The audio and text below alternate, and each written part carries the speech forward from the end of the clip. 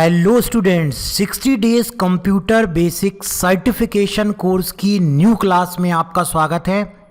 हमने 60 days computer basic course start किया था, उसी से रिलेटेड आज की इस क्लास में हम नए टॉपिक को समझने वाले हैं। एक जानकारी आपको और दे दें, यदि आप हमारे इस सर्टिफिकेशन कोर्स को करने के बाद सर्टिफिकेट चाहते हैं जो कि सभी गवर्नमेंट और प्राइवेट जॉब में वैलिड है, तो उसकी लिंक इस वीडियो के डिस्क्रिप्शन में दी हुई है। उस लिंक को क्लिक करके हमारे इस सर्टिफिकेशन कोर्स को ज्वाइन कीजिए और कुछ इस प्रकार का सर्टिफिकेट आपको इशू किया जाएगा जैसे ही आप हमारे सर्टिफिकेशन कोर्स को ज्वाइन करते हैं। ज्वाइन करने की लिंक वीडियो के डिस्क्रिप्शन में दी गई है। किस प्रकार का सर्टिफिकेट मिलेगा उसकी डिजाइन आप यहां पर देख सकते हैं। हमारा ये सर्टिफिकेट सभी गवर्नमेंट और प्राइवेट जॉब में मान्य है। तो अभी जाकर के वीडियो के डिस्क्रिप्शन में जो लिंक दी हुई है उसे क्लिक करके इस कोर्स को ज्वाइन कीजिए। हेलो दोस्तों, आज हम फार्मूला टैब में फाइनेंशियल फार्मूला के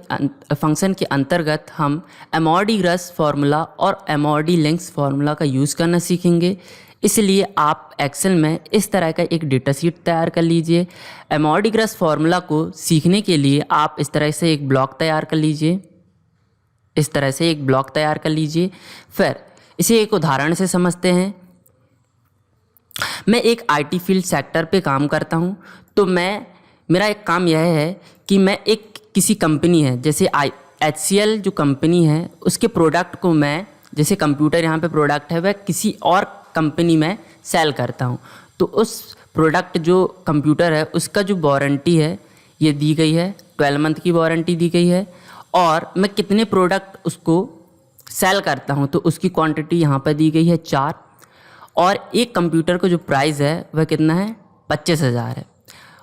और यहाँ पर जो प्रोडक्ट कॉस्ट है, मतलब जो टोटल पीसेस मैंने लगाए थे, जैसे 4 कंप्यूटर लगाए थे मैंने, तो उसका जो टोटल प्राइस है वहाँ पे ये प्रोडक्ट कॉस्ट कहलाता है, जो मतलब टोटल प्राइस है उसका। तो उसको निकालने के लिए आप इक्वल टू लगाएंगे और यहाँ पर क्वांटिटी को सिलेक्ट करेंगे, इनटू करेंगे और जो पर पीसेस का जो प्राइस है जैसे 25,000 उसको सिलेक्ट करने के बाद एंटर कर देंगे। तो यहाँ पे उस जो टोटल पीसेस थे, जैसे 4 कंप्यूटर थे, तो उनका जो टोटल प्राइस है यहाँ पर 1 लाख निकल कर आ जाएगा।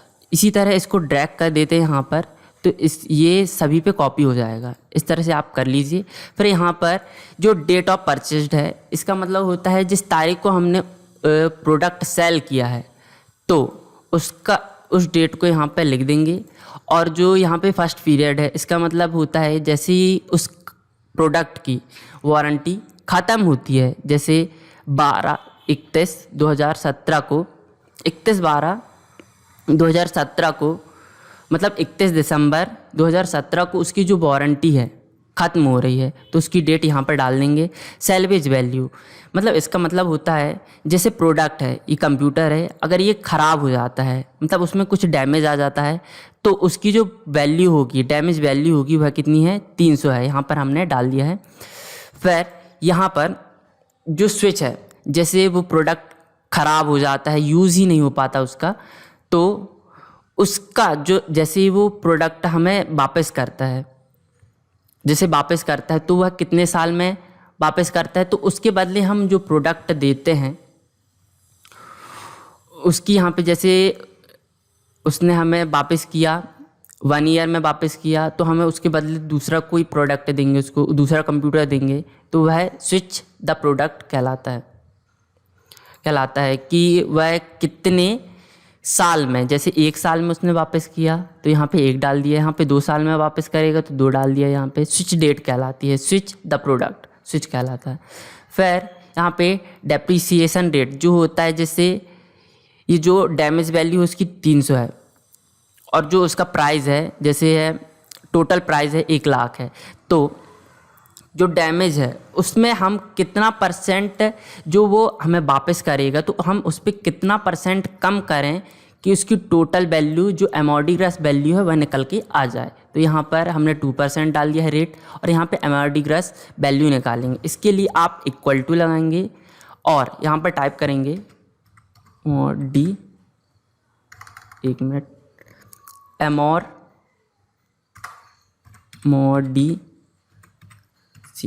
यहाँ पे टैब दबा देंगे, ये आ गया। फिर यहाँ पे ब्रैकेट ओपन हो जाएगा, यहाँ पे सिलेक्ट करेंगे उसका जो प्रोडक्ट कॉस्ट है, यहाँ पर जो टोटल प्राइस था उसका 1,00,000 उसको सिलेक्ट करेंगे, फिर कॉमा लगाएंगे, फिर उसका जो परचेस डेट है उसे सिलेक्ट करेंगे, फिर कॉमा लगाएंगे, फिर उसके बाद जो उसका जो वारंटी ख़त्म होगी तो उस जो फर्स्ट पीरियड है उसे सिलेक्ट करेंगे, उसकी डेट को सिलेक्ट करेंगे, फिर कॉमा लगाएंगे, फिर उसके बाद सैल्वेज वैल्यू है जो डैमेज होता है उस पर उसको सिलेक्ट करेंगे, यहाँ पर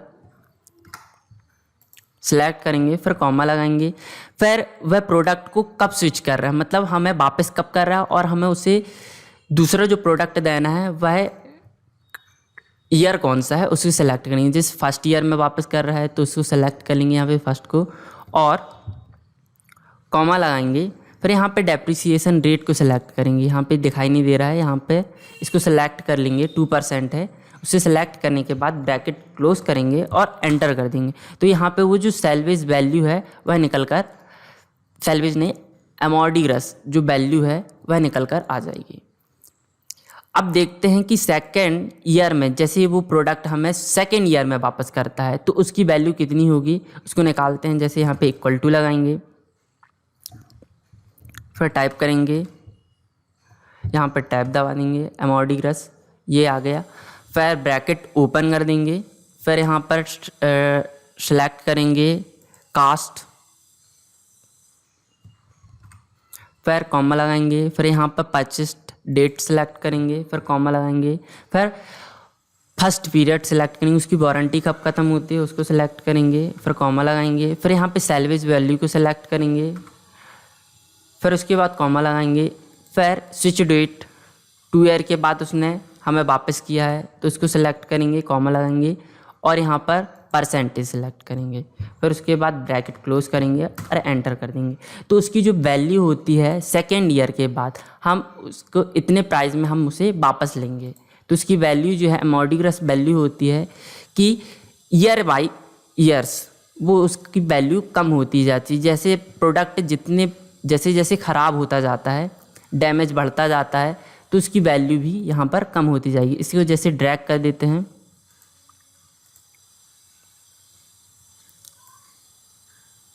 तो ये इस तरह से इसकी वैल्यू अमॉर्टिगस वैल्यू निकल के आ जाएगी। अब हम अमॉर्लिंग्स फार्मूला का यूज़ करना सीखेंगे। इसके लिए हमने यहाँ से अमॉर्टिगस जो वैल्यू निकाली थी उसी का ये जो ब्लॉक है उसे हमने यहाँ पर कॉपी कर लिया है, ये कॉपी कर लिया है।